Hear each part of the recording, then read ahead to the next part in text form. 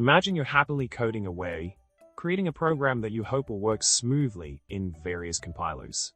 However, you encounter a problem. Your code compiles perfectly in GCC and MSVC, but Clang rejects it.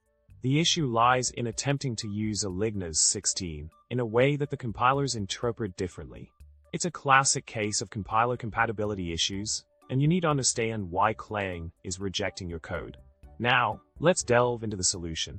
In the position you wrote alignas 16 in A25, the alignas 16 alignas specifier applies to each entity being declared in that declaration.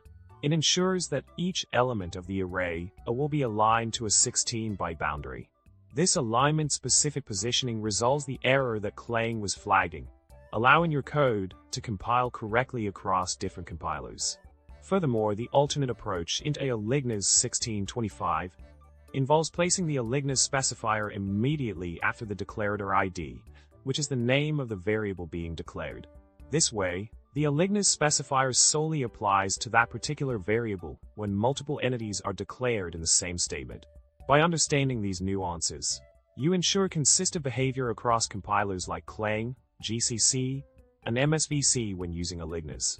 To sum it up, correctly applying the alignas specifier is crucial when declaring variables, especially in arrays, to avoid compatibility issues among different compilers. By following the proper placement guidelines such as alignas 16 in A25, you can ensure your code compiles seamlessly and functions as intended.